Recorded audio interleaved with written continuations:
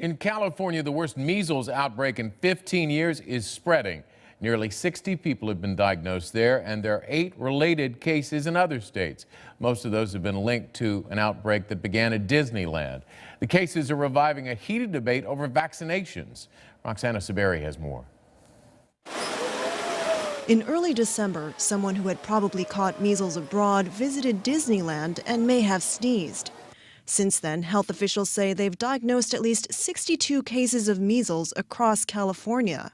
Most were traced back to Disneyland. So were at least 8 other cases in 5 other states. Measles is really a plane ride away, and a lot of people going to Disneyland in the last month didn't imagine they would get exposed to measles and get it. Most of the people who got measles there were not vaccinated and not protected.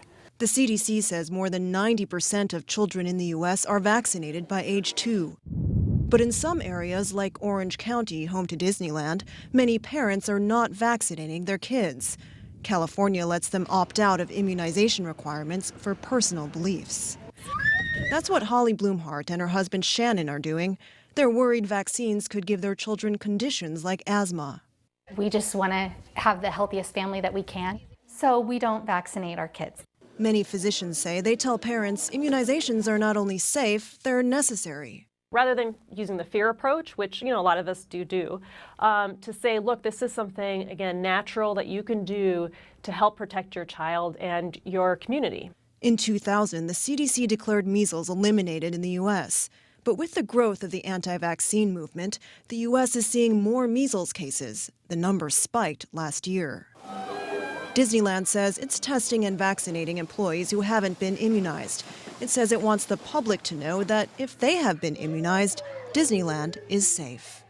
A Disney Resort spokeswoman told us 7 employees have been diagnosed with measles, 4 recovered and are back at work. John? Roxana, thank you. Dr. Devi, Napier Parent Pill, joins us now. Dr. Devi, welcome back. Nice to see you. Let's talk again. I just want to go over these numbers. So what we're saying here is the people who got the measles, they just simply weren't vaccinated.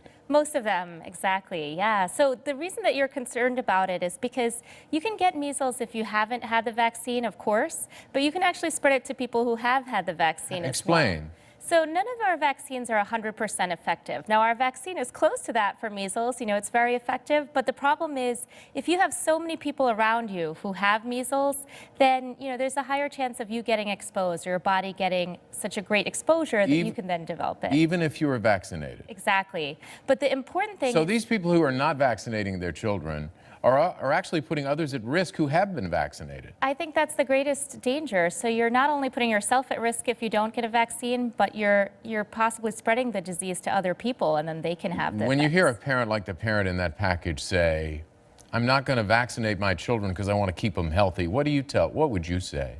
Well, I would ask people exactly what do they mean specifically, because you can actually keep people more healthy by giving them the vaccine. Now, some of the things that people mention are they're afraid of autism, they're afraid of asthma or allergies, but the science doesn't really support that. There was a paper once that said that maybe some vaccines put you at risk for autism, but it was completely discredited. The author was discredited, and all of that was taken back, but it took hold at one point. And a few people do get allergies, or have a reaction to this, but it's such a limited number. So I feel like you should say that again.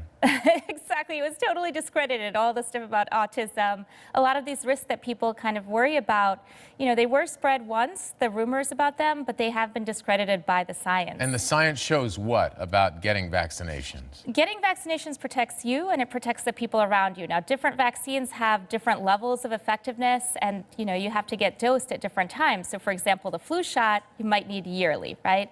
But measles, you can get by if you get these vaccines when you're younger, and the people around you get them also. Because of this anti-vaccine movement, so this could change. I mean, the trend now is that there are more measles cases, correct? Exactly. And the problem with that is that we thought we defeated this virus before, right? So we shouldn't see these cases, but we are, because people haven't seen the effects, they haven't seen the complications because the vaccines have been so effective. And so now you're seeing this resurgence where people are kind of becoming a little bit more laid back and lackadaisical, and the virus is coming back. It's getting an opportunity to come back. When a patient walks into a doctor's office, are doctors surprised to see the measles?